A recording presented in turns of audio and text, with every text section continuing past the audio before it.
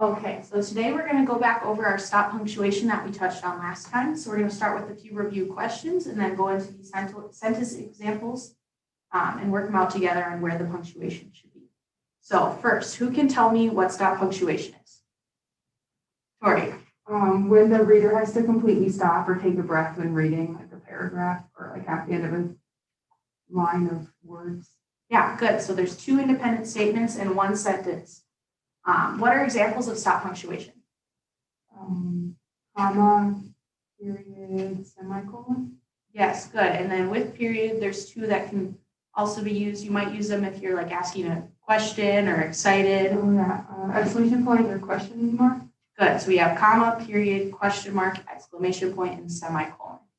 So what would happen if we didn't add stop punctuation in these sentences? What would these sentences be? Really long.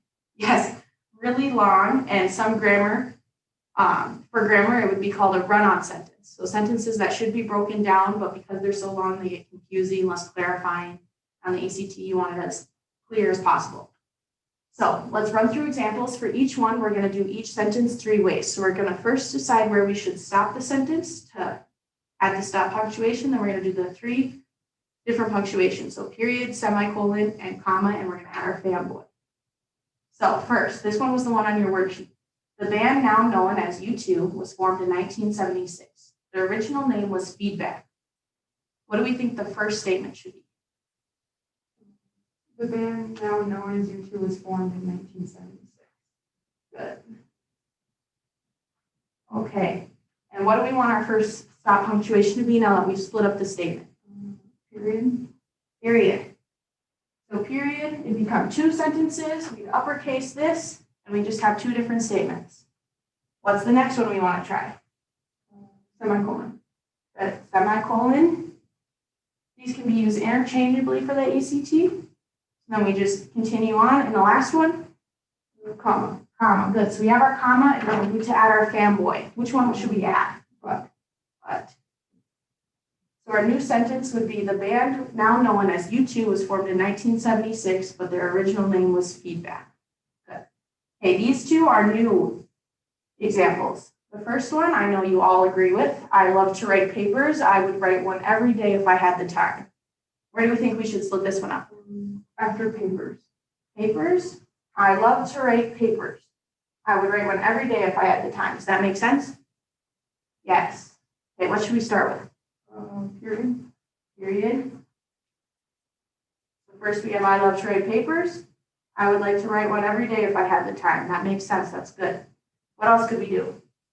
Comma. Comma. And what would we need to add? Fanboy.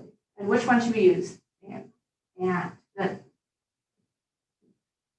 And what's our last way we could translate it? Semicolon. Yes, a semicolon. Good. And the third example, my cat meowed angrily. I knew she wanted food. After meowed. Okay, my cat meowed. Angrily, I knew she wanted food. Does that make sense? No. No, you read it out loud. See where you think you should stop. My cat meowed angrily. I knew she wanted food. After anger. Yeah, it sounded like that's where you stopped to me too. Okay, what's our first translation? Period.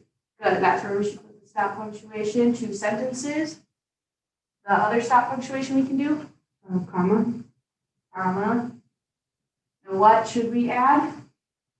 Fanboy. We should use and. Good. So my cat meowed angrily and I knew she wanted food. That flows much better. What else could we do? Semicolon. Good. Semicolon. Okay, so that's our stop punctuation. Does that make sense for everyone?